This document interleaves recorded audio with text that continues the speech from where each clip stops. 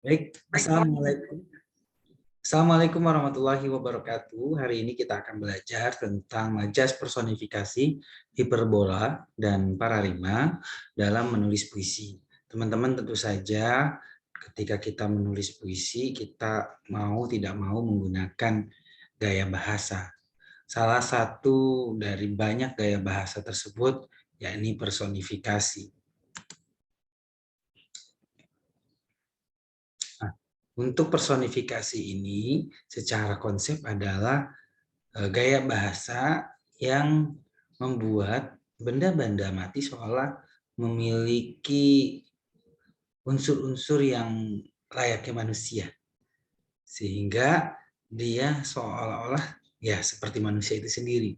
Oleh karena itu, menurut Keraf, tidak bernyawa dan memiliki sifat-sifat kemanusiaan. Apa itu sifat-sifat kemanusiaan? Tentu saja bisa berpikir, bisa merasai, bisa mengindra, dan lain sebagainya. Nah, kita lihat bagaimana majas personifikasi ini digunakan pada puisi. Nah, bentuk personifikasi dalam puisi itu ada dua jenis ya. Yang pertama adalah sebagai bagian dari baris puisi. Artinya majas personifikasi itu adalah adanya di baris puisi.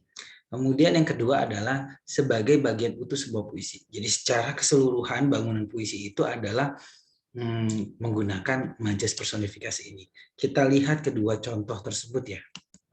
Baik, yang pertama adalah sebagai bagian dari baris puisi. Kita lihat di sini ada satu baris puisi yang menunjukkan majas personifikasi. Kita perhatikan, pada sebuah bangku yang gelisah, aku menunggumu dengan resah. Di sini ada kata bangku yang gelisah. Ya, kita lihat di sini dalam menggunakan majas personifikasi, ya, kita memberikan sifat-sifat manusia. Gelisah adalah sifat manusia. Maka ketika bangku disebut gelisah, maka disitulah majas personifikasi terbentuk, begitu ya. Nah, oleh karena itu, kalau kita baca pada puisi ini, pada bangku yang gelisah aku menunggumu dengan resah. Pada dasarnya si penyair ingin menyampaikan bahwa yang gelisah itu adalah tentu saja si aku liriknya, begitu ya. Yang menunggu itu yang gelisah. Namun ketika diciptakan dengan menggunakan majas personifikasi ini, maka nuansa estetiknya muncul. Gitu ya. Nilai-nilai keindahan dari puisi ini muncul, terlihat begitu. Berikutnya pada baris keduanya kita lihat malam mengirim zikir rumputan, juga kasidah ranting yang dipeluk bulan. Oke, kita di sini melihat ada kata zikir rumputan, ya. Tentu saja rumput tidak memiliki mulut seperti manusia yang bisa berzikir, maka kemudian ini adalah majas personifikasi.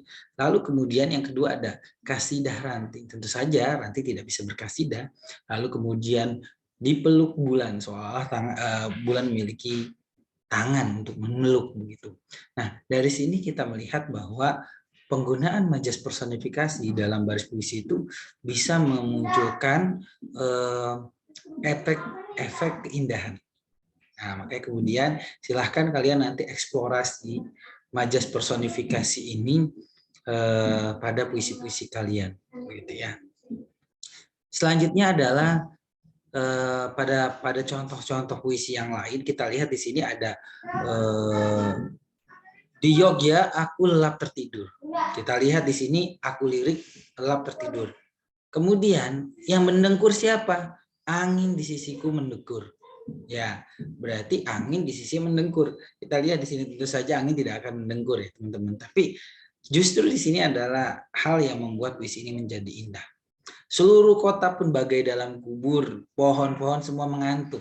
Ya, kita lihat pohon-pohon semua mengantuk. Padahal yang dimaksud dengan aku lirik di sini yang tertidur, pasti dia yang mendengkur, pasti dia yang mengantuk. Tetapi ketika dimunculkan sebagai majas personifikasi, maka kemudian efek keindahan itu terlihat.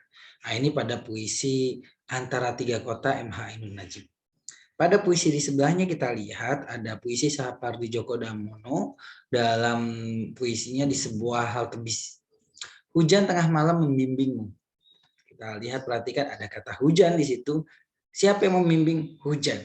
Ya, membimbingmu ke sebuah hal tebis dan membaringkanmu di sana. Kita lihat di sini bagaimana personifikasi yang dibentuk oleh Sapardi Djoko Darmono untuk menggambarkan orang yang sudah tua renta yang kemudian mau tidak mau harus meneduh. Tetapi yang kemudian dibuat di dalam puisi ini menjadi suatu hal yang indah. Kenapa? Karena menggunakan kata hujan, seolah-olah yang membimbing, bukan orang itu kehujanan, lalu kemudian singgah di halte dan orang itu tertidur di sana. Tidak seperti itu, tapi disampaikan hujan tengah malam membimbingmu ke sebuah hal tebis dan membaringkanmu di sana. Kemudian kau memang tak pernah berumah dan hujan tua itu kedengaran terengah batuk-batuk dan tampak putih. Kita lihat yang dimaksud dengan yang batuk-batuk tentu saja si orang tua yang tidak berumah itu, dan kemudian tampak putih tentu saja orang tua selalu memiliki warna rambut putih ketika dia sudah berusia senja. Nah, artinya apa di sini? Kita lihat personifikasi yang dibangun di dalam puisi ini mengkolaborasikan antara hujan sebagai suatu benda dengan aku lirik begitu, yang kemudian dikombinasikan sedemikian rupa menjadi suatu puisi yang sangat indah. Oke, kita lanjut ke teknik kedua dalam menyajikan personifikasi. Kalau tadi kita lihat hanya menjadi bagian dari sebuah puisi, maka ini secara keseluruhan itu menggunakan majas personifikasi. Kita lihat di sini ada judul puisi Tafakur Sebatang Kafur. Ya. Kita lihat di sini, putih lukaku adalah putih luka guru, pada peri papan berumpang mengalir darah udara ilmu. Kita lihat di sini, puisi ini menggunakan aku lirik adalah sebatang kapur. Jadi aku liriknya adalah sebatang kapur. Ya, putih lukaku adalah putih luka guru. Kita lihat lagi, putih air mataku adalah putih air mata guru. Nah, kembali yang menjadi aku lirik di sini adalah sebatang kapur itu. Putih kalbuku adalah putih kalbu guru. Itu juga adalah sebatang kapur yang menjadi aku lirik dalam puisi ini. Artinya apa? Ketika kita membuat puisi personifikasi secara utuh, semua bagian dari puisi itu yang kita munculkan. Ya. Oke, selanjutnya adalah kita menggunakan majas hiperbola. Ya. Majas hiperbola tentu saja kita sudah pahami sebagai sesuatu yang lebih-lebihkan sesuatu. Ya. Nah, apa yang dilebih-lebihkan menurut Tarigan? Jumlahnya, ukurannya, sifatnya. Untuk menekankan pernyataan tertentu. Sekali lagi, untuk menekankan pernyataan tertentu. Jadi, ketika jumlahnya ditambah, ukurannya ditambah, dilebih-lebihkan maksud saya, dan sifatnya dilebih-lebihkan, itu dalam upaya melakukan penekanan. Nah, ketika kita menemukan puisi yang melakukan hiperbola, sebetulnya puisi tersebut oleh si penyair atau baris puisi tersebut oleh si penyair adalah upaya untuk memberikan penekanan. Kita lihat dalam puisi-puisi Taufik Ismail, hal itu sering dilakukan, ya jumlahnya begitu dan ukurannya sering dijadikan hiperbola untuk memberikan penekanan-penekanan dalam puisi, dan sekaligus sebetulnya pada akhirnya memberikan keindahan pada puisi-puisinya seperti itu. Kita lihat contohnya. Resah membakar masa silam. Ya, tidak mungkin ya masa silam dibakar. Nah, ini penegasan. Ya, penegasan untuk menyatakan melupakan masa lalu. Kalau dari segi bagaimana menyajikan majas hiperbolanya, ini secara sifatnya. Kemudian secara sifat juga kita lihat tersekap salju pilu. Pilu tentu saja tidak bersalju, begitu ya. Tapi begitu bekunya hati, jadi kemudian memunculkan salju di situ. Sejuta pisau luka menusuk dada. Tidak mungkin sejuta bisa menusuk dada ya. Maka ini dari segi jumlah, karena dari segi jumlah. Aku menemukan sejuta luka di mata mereka. Ini juga dari segi jumlah. Kemudian kita lihat di baris berikutnya, laut berisi air matamu yang menyerbukan duka. Ukuran. Ya. Jadi air mata nggak mungkin seperti laut gitu ya. Rinduku membasahi tangkai Februari hingga banjir melanda sepi. Ya tentu saja rindu tidak akan bisa membuat menjadi banjir begitu. Artinya secara ukuran ini sangat hiperbol, tetapi secara keindahan kita lihat begitu indah ketika menggunakan majas hiperbola jika dilakukan dengan baik seperti itu. Oke, baiknya selanjutnya adalah pararima. Kita bisa menggunakan membuat sebuah puisi dengan menggunakan majas pararima. Ini majas yang membuat puisi menjadi menjadi meletupkan. Kenapa? Karena dia secara wujud terlihat begitu, meletupkan keindahan, bisa meledakkan nilai keindahan di dalam sebuah puisi. Kita lihat di sini ada contoh bagaimana pararima itu terbentuk. Gudang-gudang gedung berwarna gading, rumah merah yang murah. Perhatikan yang diarsir warna kuning, gudang, gedung, gading, merah, murah. Artinya secara konsonan, ya, dia tidak memiliki susunan yang berubah, hanya yang berubah adalah bagian dari unsur vokalnya. Jadi kita lihat di sini, ya, gudang, ya, G, D, N, G itu semua ya ada, ya, hanya saja vokalnya itu berbeda-beda. Nah, sekali lagi vokalnya yang berbeda-beda. Begitu juga dengan merah dan murah, ya, konsonannya M, R, H, ya, baik di merah dan di murah itu ada, tetapi kita lihat di situ huruf vokalnya U, A, ya, dengan EA itu berbeda, dan ini yang disebut dengan pararima. Kita lihat contohnya dalam sebuah puisi. Di sini ada puisi An Mansur berjudul Petir. Apakah kau dengar petir dari balik bilik, dadaku bergetar-getir.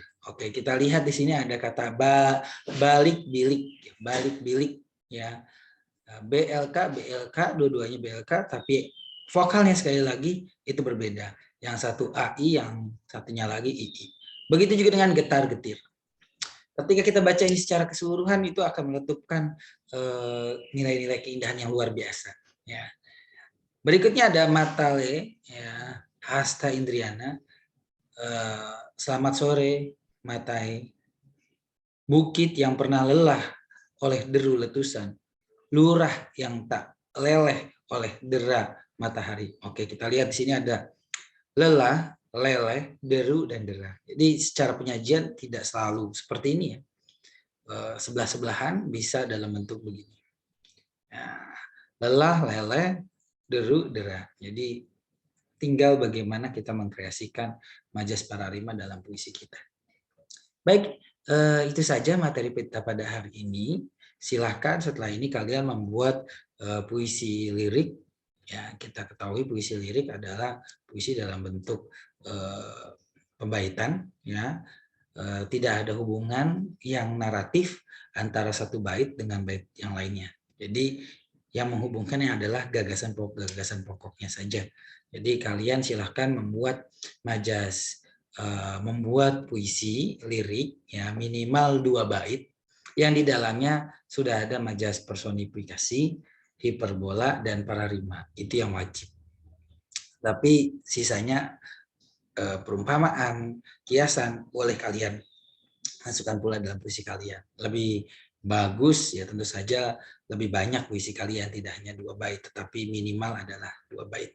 Baik, selamat menulis. Semoga kalian bisa menghasilkan karya yang kreatif. Sampai jumpa semua. Assalamualaikum warahmatullahi wabarakatuh.